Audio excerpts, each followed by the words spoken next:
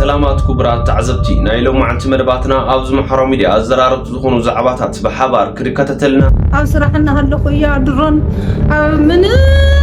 زي أهلو وزد بحالنا رايح برتسم عندك رح منيكم ندل دفلنا إلنا I don't know نحن علينا كنتو شورت ميموريز ولو عبي حمد حرق زي التراترات لبوان حقنياتات تقالسين ديمقراسن فتحن تقارو نزحالفه 3 عامت بشم لوطي ندلي إنا زقصل حنفشفش نموداتا بصيح الله ኢትዮጵያ ካብትኸውን 139 ዓመት ያገ ዝሃገር ኢትዮጵያ ትምዘላን ሓሶት ኢትዮጵያ 139 ከም ኤርትራውያን ልዕሊ 200 ዓመት ልትቕምጡ سلام فتوات تقدمتي سامي يوتيوب شانل دحنا ديكم قنيكم وعبد احنا مصاخم حقها لمعتو كم تلمون نعكم زمورن حدشتن وانا وحبريت حيزنا ابوتانا ترخيبنا نينا كلكم ببزلكم والسلامكم بزح حبل اللي لما انتم كم تلمون ناس شانل اذا حدثكم سبات سبسكرايب لايك شير مقاري ترسعوك سامو داتا مدبنا بحبار تخططلني سناي متكتتال اش خبرات تعزبتي كم مخفتي مدب كونناون اوز محراو ميديا ازرارب تخونو زعباتاتني وقربتهم الزرارب تزعباتات مراينا غنز بيدي لايك مقار اي ترسعو اش خبرات تعزبتي نافت مخفتي مدب كوسدكم اوز محراو ميديا خافتم كزوار صنحو قدايات اتحدون او كتما مقالز تخايده دبداب درون كم تزفلت كوينو اب حزبي انتاي تسعنون انتاي قداياتن فتيرو زبلون حدش تلغغ فيديوني استي انتاي المسل بحبار كوينا نكتاتلو أو صراحنا هاللقو يا درون من زي أهلو وزد بحالنا رايح برتسم نهارنا أيو طريقة زد خادنقة تفطيرو أنا أمسك فيلم هاللقو مشدقاي أو نهارنا كامس إعادة دياتنا ربعي لازانا فريسو من ليش الطي زراقين أكاوزي ولا حزني راح عندي بيت ياو سوتو عينا حكم الناس خدني هي جزا وترعي بمولو يفريسو كمان يلا يعني لنا درجة تفهمنا إلى درجة وطينا وزارنا فريسو مش لاقيين هلا هو بقى صراحة قدامي شو بشتري مثلا نيرو ضربتي يا يبتي ولا يو غزاني أنا دينقا سامي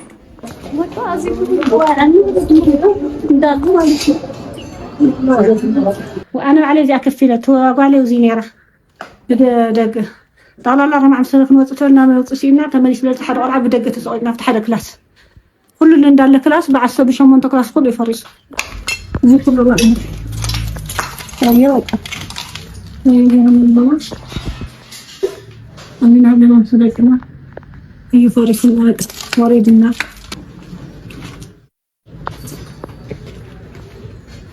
عندك رح منيكم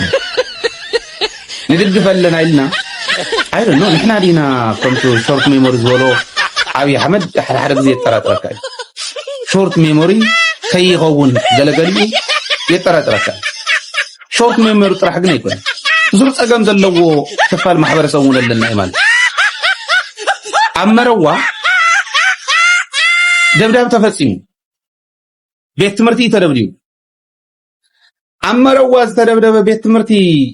كقول سخلوا جهنمت نقلص لنا إلهم عيرو نبك أنا إلت إلك حتى الكلام نيلت زخون نجرنا إنك أنا وابرو زارو خنزو خيلو يقول يوم كتولهم عقمل لوهم كتولهم بقون كات حتى قتل علول لخلها عفوزهم صالوا سئلوا زرقف سوكون كختركب كل خاري حزن العادة زي زترد سبنا تقاتله زي ترد أبن داك قاتله إيو زخيد أبتقرايكم تريو هذي زي أرايو أبرايا كوابي كان لما تعرف عن قدم كيلومتر تدرون تدو كلا من هذا شو عصرت ويجرى كيلومتر كاو قال قبل يدل وتدر أصل زخونة روز ما راح تصير على تقرأ ونيل من هذا شو كان حد يقول في سوت هذا اللي ونيل ترونا ودري أنا هذا موت ورحنا نقارط على ما إنه نصرحوا إلى بزوانه ودارجا كم قلنا نخر هذه بس أنا من تاي ما خاتها نتاي زول مسلوكم بس قدام حاسيو بحمق حاسيو إيوه يكون نزول نيش سلن زي ما حساب نيش سلن زي مستوى علقد كان أسوأ لا مالك نص سالين دي غيره سالينون قرص أنا يروى بهالي أنا ناتي إذا قمت زلوا حتى قمت لنا هاي ليلة كعبر جروي كل ها أنا عين الرأي نقدر تعيد قال زل السبزي مسلوكم 10 كيلومتر زي يخون رحقت بمول ኣዘዝ ሰራዊት ትግራይ ነይሮም ብጀካ ሓደ ቁልፊ ሰብ እዩ ትድሮን ክድብዱ ከለሰ ነይሮም እንታይ ክገልጥ ደልዩ ምንም ይሰጉን እኮ ድሮን ያህል ቃል ያህልን ትግራይ ህይወቶም ዘወፈዩ ሰባት እዮም ይዝብል ዘሎ ንሱ በተባሃሉ እንታይ ግን ዝወ ዘሎ ፍትፍት ናብ ይሓመድ ፍትፍት ንምንታይ ቤት ትምህርቲ ደብዲብ ካይልና ኣብ ክንዲ ክንከሰማ ኣብ ናይ ተፈላለዩ ፕላትፎርምታት ኣብ ዝተፈላለዩ ናይ ዝምልከት ኣካላት ዘለዎ እንተነኣሰ ዲፕሎማስያዊ ዓወታት ክንረኽበለው እንኽእለሉ ቤት ትምህርቲ ደብዲቡ ህዝባዊ ማእከላት ደብዲቡ ኦኬ ህዝብ ደናጊር ኢልና እንድሕር ክንከስስ ደሊና ክንከሰሉ እንኽእለሉ ነገር ዕፍን የቢልዋ ደፊንዎ ንምንታይ ኣብኡ እኮ ዝደብደብኩ እቶም ዝሃድኖም ዘለኹ መራሕቲ ሰራዊት ትግራይ ኣብኡ ስለ ዝነበሩ እምበር ኣነ ንህዝቢ ኢለ ኣይኮነ መስዋዕትነት ኣኽፊል እንተኮይኑ እውን ንህዝቢ ኢለ ኣነ ምንም መስዋዕትነት ኣይክፈልኩን ንህዝቢ ክድብድብ ኢለ ዝገርክዎ ነገር የለን ኣብኡ ኩሎም ኣዘዝ ሰራዊት ትግራይ ስለ ዝነበሩ መኪረ ግን ስሒተዮም ክብለካ እንታይ ኢና ኮይንና ምርኣይ ኣብና ይደርመን ከመይ እንተጌርካ እዩ ንዓለም ክርዳእ ብዝኽእል መንገዲ ተርድእ እየ ኢልካ ሓሲብካ ነገራት ኣሰላሲልካ ትኸይድ ይገርመና ሓደ ይፅግን ሓደ ይፍርስ ኣረ ናይ ትግራይ ነገር ከቢድ እምበኣርከስ ክቡራት ተዓዘብቲ ከምቲ ልሙድ ሕጂ ድማ ናብቶም ሓደሽቲ ሓበሬታትና ክወስደኩም ናይ ፅምዶ ምዕባለ ናይ ብልፅግና ምጥፋእ እዩ ዝብል እውን ሓድሽ ሓበሬታ ተለቁኒ እስቲ እንታይ ይመስል ዝርዝር ሓሳባቱ ተኸታቲልና ንመለስ ለቦዋን ሓቀኛታት ተቃለስቲ ንዲሞክራስን ፍትሕን ተጋሩ ንዝሓለፈ 3 ዓመት ብሽም ለውጢ ንደሊ ኢና ዝቐጸለ ሕንፍሽፍሽ ናብ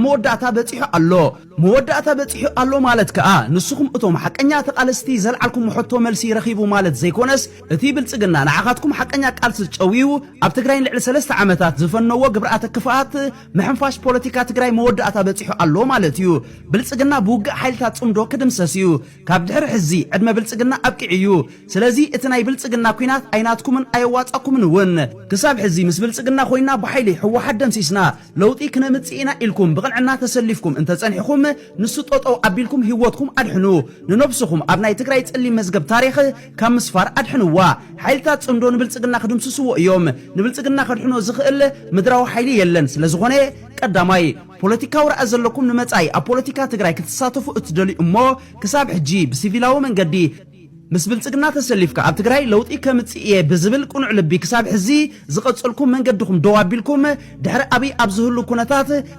ከመይ ብሰላማዊ መልክዕ ቃልስኹም ትቕጽሉ ናብ ዝብል ብጥበብ ተሰጋገሩ ካልኣይ ኣብ ትግራይ ምስ ዘሎ ሓይሊ ክብር ዝበለ ጎነፅን ምሕርፋፍን ዝፈጠርኩም እንተኮይንኩም እሞ ኣብ ድሕነትኩም ስክፍታ ዘለኩም እንተኮይንኩም እቶም ኣብ ጽፍሕታት ስልጣን ዝነበርኩምን ዘለኹምን ዝከኣለኩም እንተኮይኑ ካብ ኢትዮጵያ ወፂኹም ህይወትኩም ኣድሕኑ ሳልሳይ ኣብ ዓፋርን ካልኦት ከባቢታትን ዘለኹም ብልዋትን ቅንዕናን ብረት ዘልዓልኩም ተጋሩ መጋበርያ ከይኮንኩም ኣጉል ዋጋኻ ብትኸፍሉ ዝከኣለኩም ቅድሚ ውግእ ምጅማር ኣብ ውሽጢ ሒደት መዓልታት ናብ ኣሕዋትኩም ተጸንበሩ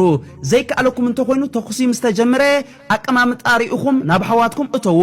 ራብዓይ ኣብ ኣዲስ አበባን ካልኦት ከባቢታት ኢትዮጵያን ዘለኹም መብዛሕትኹም ምግዳል ጸሊእኹም ዝኸድኩም ተጋሩ ውግእ ምስተጀመረ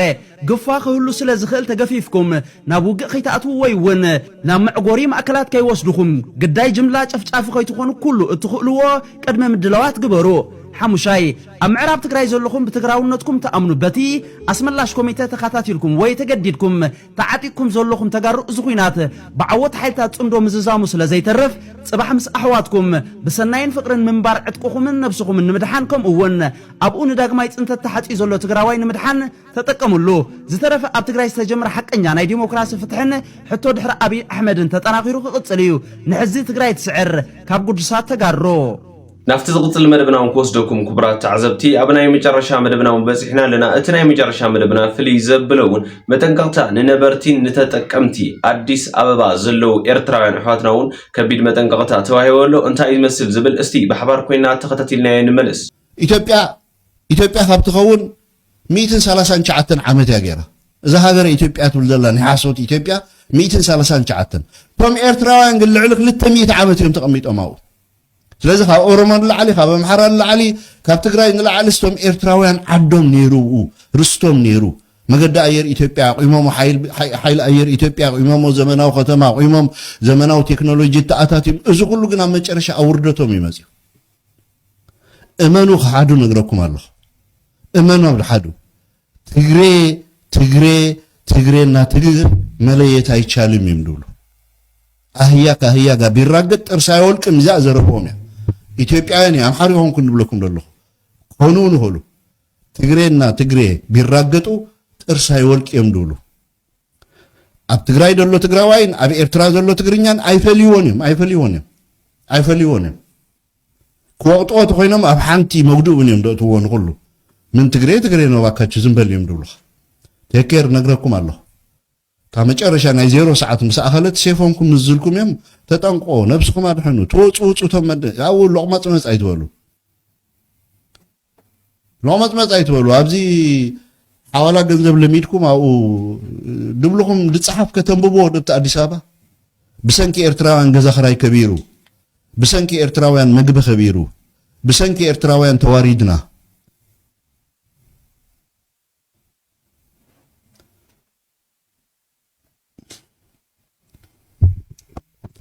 አብርሃም ወልዳይ ክሰጎካ ፕሬዝዳንት ኢሳያስ ኢልካ እንድሕር ደይጽሒፍካ ሕጂ ክሰጎካ ንዓኻ ሕጂ አቶ አብርሃም ወልዳይ የድብለካ ኣነ ክጽሕፍ ከለኻ ፕሬዝዳንት ኢሳያስ እዩ ተጋጊ ገለልካ ጽሓፍ ዶ መሰልካ ይሱ ግን ዝልቁ ምጽና ግደፍዎ ኢሳያስ እዩ ምንጥላይ ተብሎ ፕሬዝዳንት ኢሳያስ አፈወርቂ እዩ ጸላኢና በሎ ፈታዊና በሎ ተጋጊ በሎ ናትካ ጉዳይ ስለዚ ሰይልኩም ማለት ጀለስ ገለይ ትኹኑ በቃ ወልቀ መላኺ ኢሳያስ ዶ ገለመለ ኮሚልካ ለፍሊፍካ ኣብዚ ድሕረ መጋረጃ ስለተቃወምካ ማለት አይኮን ሶ ታመጠንቃትን ኤርትራውያን ነገርኩም ኣለኹ ዳሓራ መጨረሻ ኣነ ኣይሳቀኩም እኔ ግን ኢለኩም ነይረ ክብለኩም ኢለኩም ነይረ ዝሓሳሕ ምስ መፀ ኢለኩም ነይረ ክብለኩም በቃ ኢትዮጵያ ይብለኩም ኣለኹ ተለጋጊባ ያደላ ተፈራሪሖም እዮም ደለው ንፋኖ ንሃገራዊ ጥምረት መድሕና ኢትዮጵያ ምዃኖም ኣሚኖም ሎም እዮም ብደገ አቢ ንኢትዮጵያ ከም ዘይድሕና አረጋጊጾም እዮም ረዳኩም አሉ አረጋጊጾም እዮም አሜሪካ አረጋጊጻ እንግሊዝ አረጋጊጻ አቢ እቲ ሓደ ክእለት ደብሉ ዘይኮነስ መታለሊ መርሐ ምዃኑ ክሳብ ሕጂ ምዝኾነ ይኹን ናይ ወፃእ ሃገር ዲፕሎማት ዝብለኩም ዋላ ምስ IMF ናይ ኢትዮጵያ ፋይናንስ ሚኒስተር ናይ ኢትዮጵያ ናይ ባንክ ገዢ እንተደይ ኮይኑ አቢ ምዝኾነ ይኹን ናይ ዓለም መራሕቲ ናይ አሜሪካ መራሕቲ ኮፊል ተዛሪብ ይፈልጥ ካብኣቶም ይዛሃድም ስለዚ ንኢትዮጵያ ዘይበቅዕ ናይ ሊደርሺፕ ኳሊፊኬሽን ደይብሉ እዛ ሃገር እዚኣ ሒዝዋ ገደል ኣትሎ በጃኻትኩም ስኻትኩም ትሕሹ ካብኡ እዮም ተባሂል ካብኡ ስኻትኩም ትሕሹ እምበር ኣብዚ ሰዓት እዚ 130 ሚሊዮን ኣለና ዝብላ ህዝቢ ዝምክሓላ ዓዲ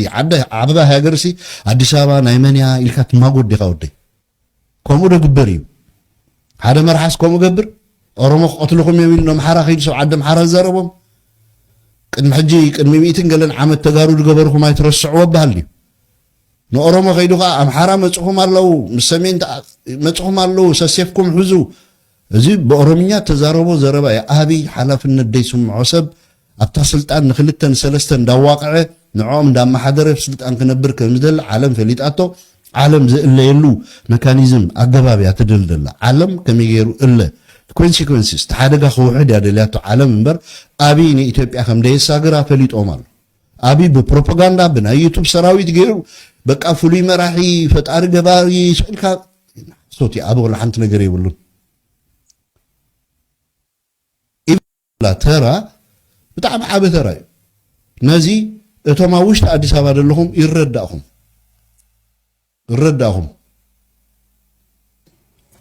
ሰንፈላል ምዃን ሰብኣይ እዚ ሒዙና ክጠፊ እቶም ህዝቢ ባዕሎም በሎ ስኻትኩም ተለጢፍኩም ኢኹም ዘለኹም ኣብኡ ዳሕራይ ገዛውቲ ክትገዝኡ ፈቂዶም ኢልኩም ገዛውቲ ክትገዝኡስ ደቂ ወፃኢ ኢሎምሲ $140,000 ተትሕዙሎ ድሓር ገዛ ክትገዝኡ ካ ይፍቀደኩም ገዛ ሎሚስ ኣብ ኢትዮጵያ ክትገዝኡ መን ክወስደልኩም ኢኹም ትገዝኡ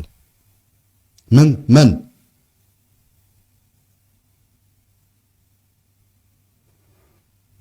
ለዚ ብጣዕሚ ተሕዝኑ ሰባት ኢኹም ተጠንቀቁቶም ኢትዮጵያ ኤርትራውያን ኣብኡ ተጋሩ ኢቭን ተጋሩ ብጣዕሚ ንፉዓት እዮም እንተስ ብዓፋር እንተበገለ ገይሮም ንዓዶም ይኸዱለው ዋላብቶም ናይ ሓይልታት ስምረት ዝነበሩ ተቃወምቶም ገለመለ ከይተረፉ ብሮም ተፋታሖም ሰውሓቶም ይኸዱለው ኖ ቻንስ ድሕሪ ሕጂ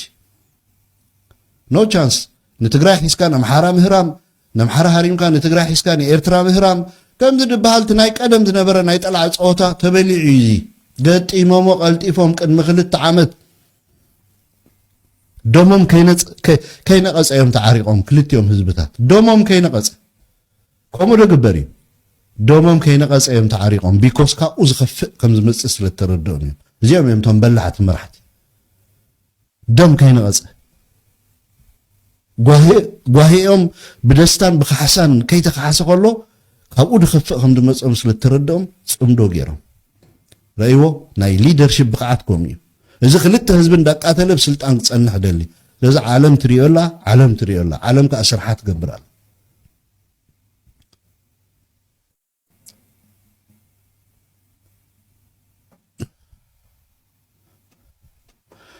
ናይ ፋኖ መራሒ እዚዩ ናይቲ ሃገራዊ ጥምረት አቦ ወንበር ገይሮም ወደለው ድማ ዘመነ ካሴዩ በደረጃ ሓለፍት መዲቦም አለው ዶክተር ደብረጽዮን ዋና ጸሐፍ ናይቲ ግንባር ኮይነሎ እዚ ጥምረት እዚ ፈጢርዎ ዘሎ አሊያንስ በሓባር ኮይና ሓንቲ ጎል አላትና ይድብል እታ ጎል ድማ ናይ አቢ ውድቀት ምርግጋጽ እዩ እዚ ካብ ቀረባ ጊዜ ክንፍጽሞ ኢና ገና ይተበገስናን ኣለና አጻፊፍና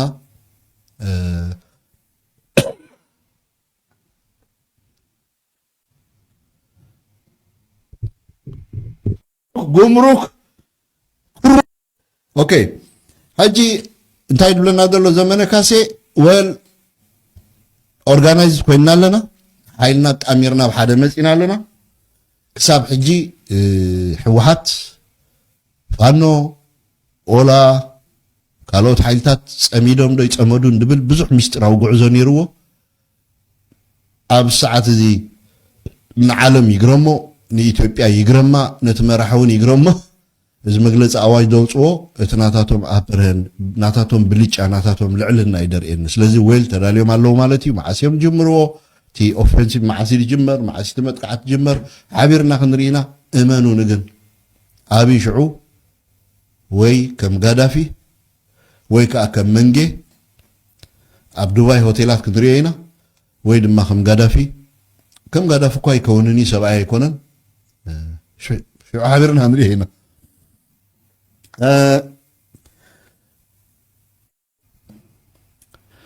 ኣብ መጨረሻ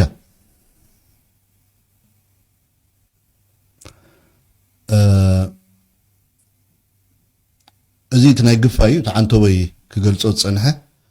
አቢ ክምካሐሉ ጸንሐ ድማ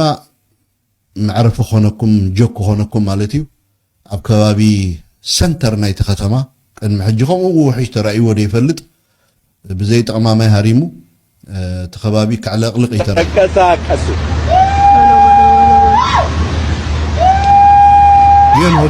جيون هوتيل سنتر አዲስ አበባ እዩ أنا ብዙ ዓመት የተቀሚጠ አዲስ አበባ ከምቲ ዝነበሩ ቀደም ስትራክቸር ከምዚ ዓይነት ሓደጋ ተራእይዎ ይፈልጥን እዩ أربعة معلت خي عرفه ما يزهرمون اللي جزء ذكر يا أديس أبابا صومن ورا صومن ليتن معلتن مايك يعرفه هريمو خمسة عينة وعج على قليل يفلتني يتين بوليتيكا وهالك خبل بوليتيكا وترف خبل معات مليونات جنزب مديبو كتماتات أفريسو دخاتات باريرو زمنا وختما سريح يلو أبني حاجة يجزيه لتشينا يشينا جيرو كمك حدث أنها أبجن تواريد الله مالتي مهندسات بيتساتفوا نصون كبرتي أببش أدانش أببي بعلم كلتيهم كيزهم نادي سابا كلبت منجدو على كوريدور منجد كم صرحوا أبي أدي سابا زلوا مهندسات أدي سابا زلوا كيلاتات ويولوا مباركس كبرات تعذبتنا إلى معتمد باتنا نزي مسلون يرم كم استمركم حدشتن وانا وحبريتا خم درقكم تسفى يقبر حساسيتكم من أبوتاكم انت أقم تليك كطالبهم زي معينة من باتس كامل رخب أنا بزف ليكم سسنا ينوركو تشاو